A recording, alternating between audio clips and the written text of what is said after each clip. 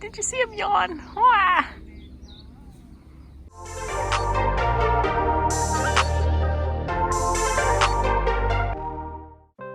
So I think we all know Hiroshima, or Hiroshima, but we're going to take a long, local train ride to the rural part of Hiroshima Prefecture.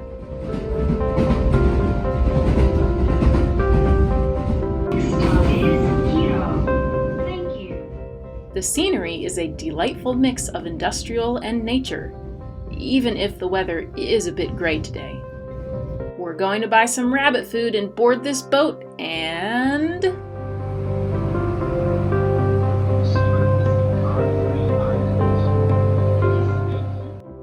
we have arrived at Okunoshima in Hiroshima Prefecture. Okunoshima is known as Rabbit Island due to the some 900 odd rabbits that live here. But this island has a much darker side if you choose not to ignore it. We'll get to that. So the whole island is pretty much laid out in a circle, which is around 4 kilometers or 2.5 miles around. Most crowded spots are near the dock and hotel and campground areas, but there are historical sites scattered throughout the island and some hiking trails if you're brave enough to rely on the aged signs. It's totally walkable, and apparently you can rent a bike from the hotel, but either way, you'll be treated to beautiful island scenery and rabbits almost anywhere you go.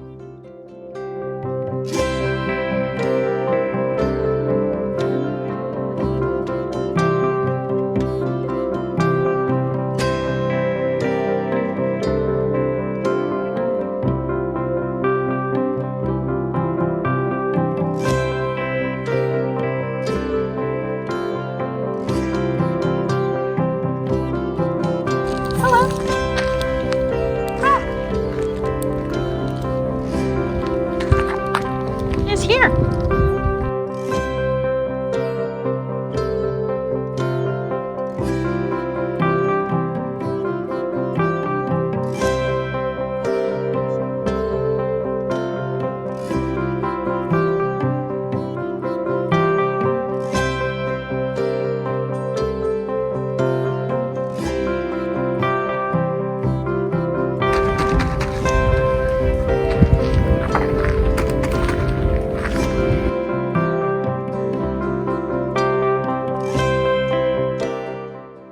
It's kind of fun to see all the rabbits and their different personalities.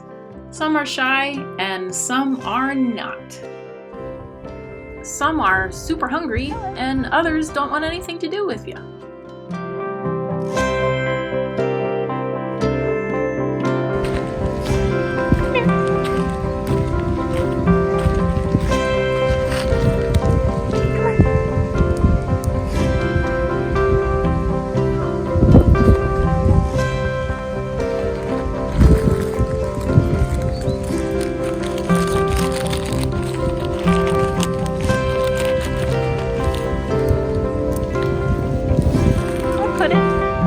There.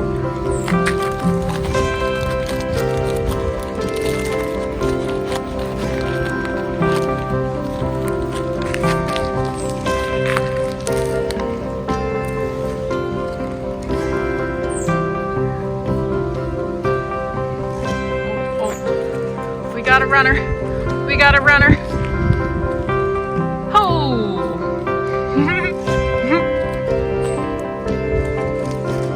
You don't want to eat it off the ground, huh?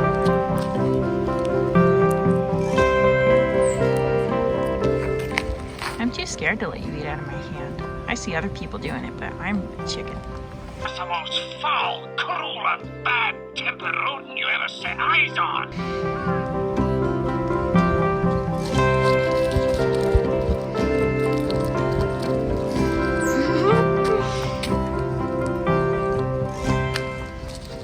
Are you gonna bite me?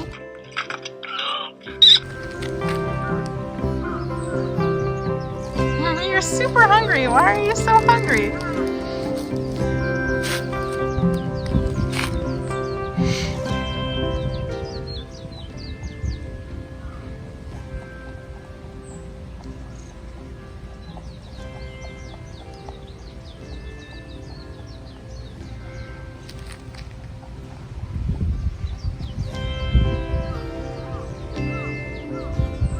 See ya.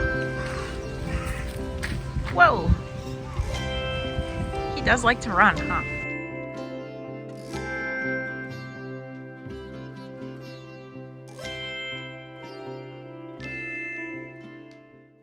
So there is a hotel on this tiny island, but there's also a campground.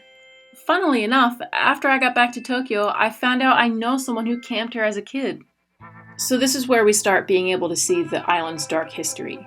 From 1929 to the end of the war in 1945, the Japanese military used this island to produce and test poison gas. It was such a secret operation that the island wasn't even on the map during that time. There was this small, but riveting, museum, for only like $2 or something, that explained a lot of history. No photography allowed, unfortunately, I'm sorry. But I met a history teacher who was showing his top student the island, and he was keen to talk to me. We had a frank chat about the war, which doesn't happen too often in Japan. So my whole trip to the island pretty much went like that, alternating between cute bunny stuff, beautiful island scenery, and brutal war reminders.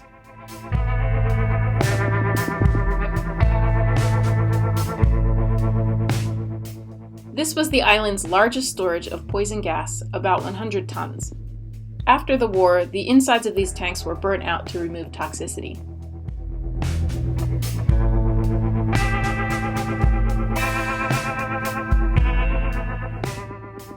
It is beautiful, and the bunnies are so cute. But I couldn't ignore the war-related aspects of the island. Now you might be thinking, so what? They produced gas, what's the big deal? Even if we put aside thinking about how the gas was actually used in the war, there were workers who died or were injured on this island. I don't want to be overly harsh on only Japan, as all parties in the war acted brutally at times, but it's just a bit strange that this top-secret poison gas island would later be developed into a resort island. The marketing for the island revolves heavily around the island scenery and rabbits, and even has an Alice in Wonderland theme, like "Come search for rabbits," which is all good and fine, but it only lightly touches on the war history.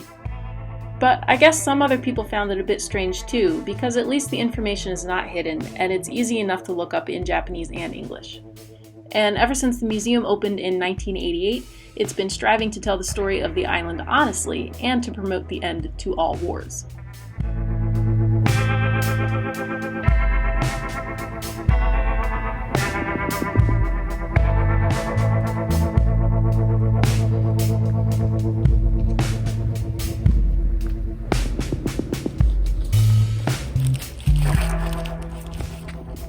Feed you in the road.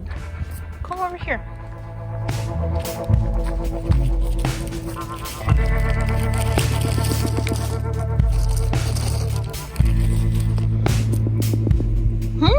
Get out of there. Bye-bye.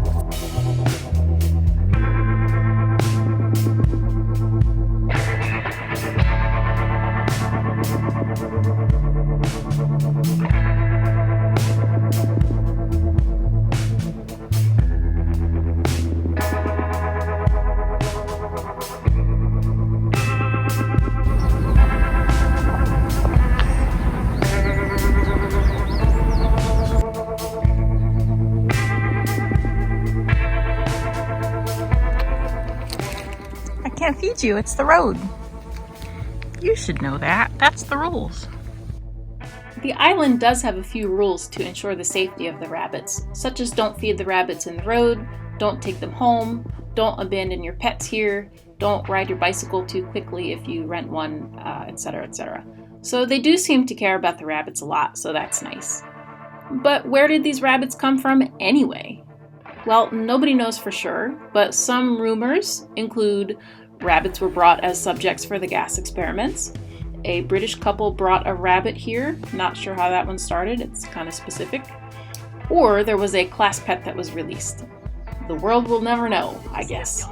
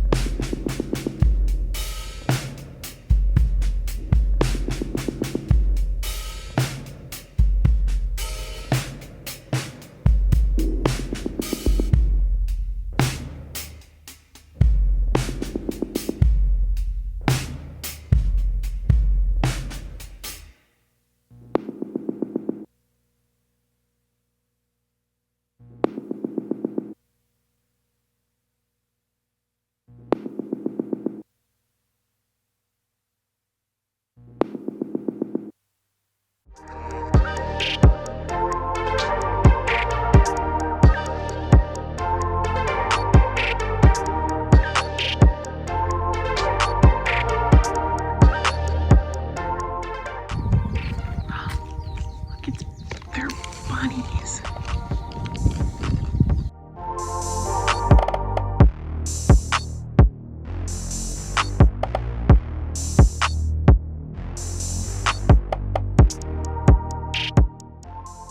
As we get ready to get back on the ferry and pack it up, what are your thoughts? Would you want to camp here? It is pretty. Do you want to come feed all the bunnies? Would the war history bother you like it did me? Or would you be able to look past it like many visitors?